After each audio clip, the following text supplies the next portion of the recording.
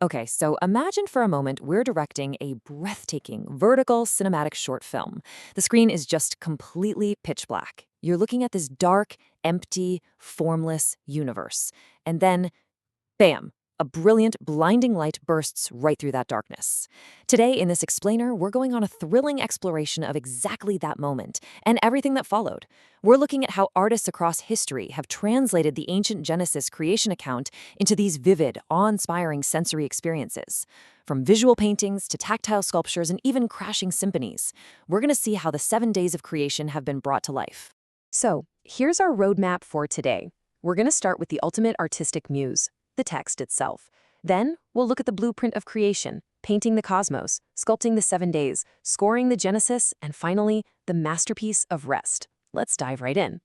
Part 1, the ultimate artistic muse, from the void to the word. Now, to really grasp how artists tackle this, we've got to look at their raw material. I want you to try and imagine the sheer scale of a multidimensional void.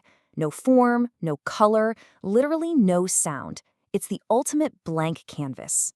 Which brings us to a really massive question. How do you even begin to define the absolute beginning of everything? Like, how do you visually or musically bridge that gap between ancient, formless chaos and the actual spark of creation? Well, the text gives us a very specific starting point. It says, "In the beginning, God created the heavens and the earth. And God said, 'Let there be light,' and there was light." And what's absolutely fascinating to artists and theologians here is that this first light, it wasn't sunlight. The sun doesn't even show up until day 4.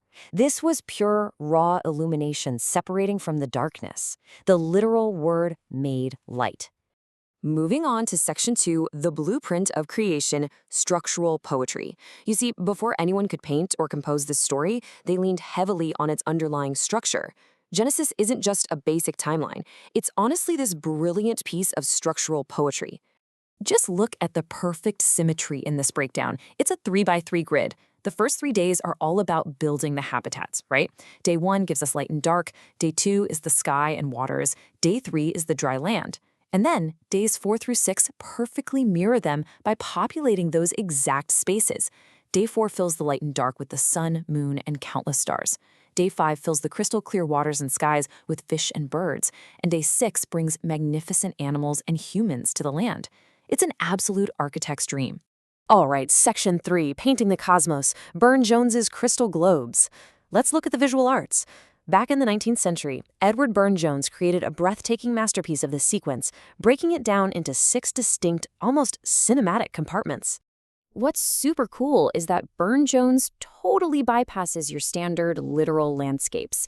Instead, he paints these awe-inspiring angels with pale, oval faces and bare feet. They're standing gracefully on shell-strewn sands, and in their hands, they're holding these glowing crystal globes. And inside those spheres, you can actually see the expanding universe and the specific creation of that day unfolding. And as you track from day 1 to day 6, the colors just masterfully evolve.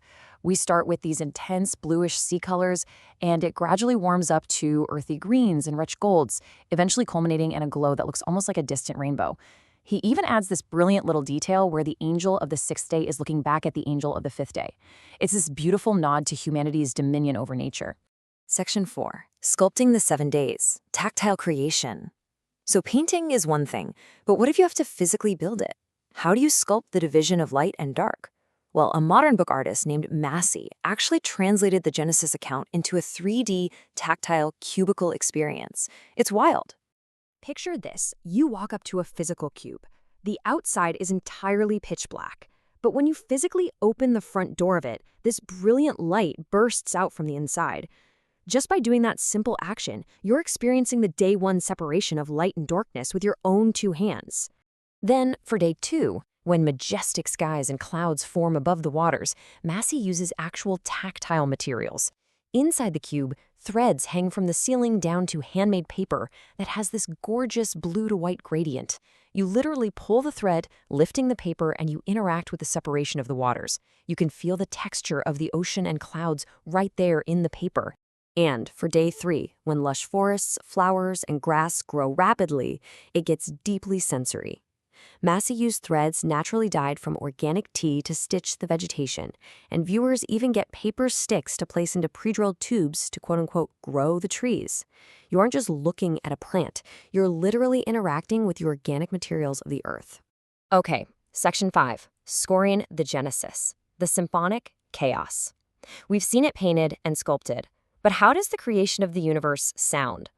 Let's talk auditory translation. Composers have taken this ancient Hebrew text and turned it into the crashing cymbals, rolling timpani, and soaring melodies of a full symphony. Now, composing this requires interpreting ancient words, which, let's be honest, can be a bit tricky.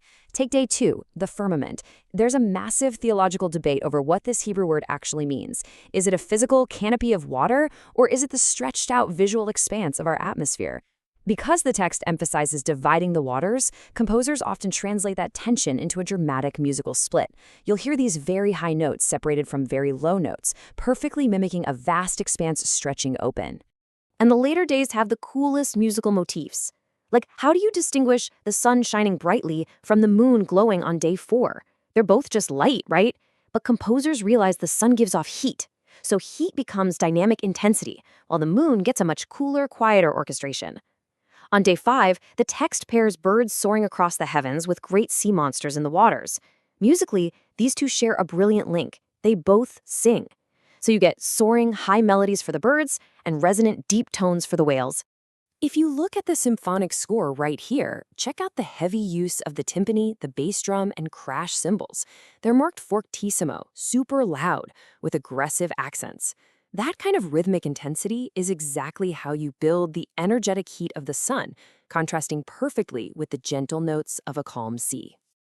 Which brings us to Section 6, the final masterpiece, Rest, Day 7. After all that chaotic energy, the pacing slows way down. Imagine warm cinematic lighting replacing stark contrast as a peaceful sunrise breaks over the completed creation. Day 7. Looking back at our timeline, in just 6 days, we went from a dark void to pure, brilliant light. We stretched out the sky. We grew lush forests on dry land. We lit up the night with the sun, moon, and countless stars. We filled the waters and skies with life and populated the earth with magnificent animals and mankind. It's a timeline of just breathtaking, cinematic scale. And that brings us to the culmination of the entire text. God saw all that he had made, and it was very good. That's Genesis 1:31. The Hebrew word for rest here implies ceasing from previous activity. It's not an absence of creation, it's a celebration of its completion. In music, this is often a profound silence. In Massey's art, it's the completed cube. And for Burne-Jones, it's an angel with a golden harp just taking in the glory of it all. So that leaves us with one final thought. We've seen how artists take abstract ancient words and turn them into stunning visual, tactile, and auditory realities. If you had to look at your own life's work, what would be your seventh day of rest? How would you celebrate the completion of your masterpiece? Think about that for a second. Thanks so much for joining this explainer, and be sure to follow for more incredible Bible stories and art history deep dives.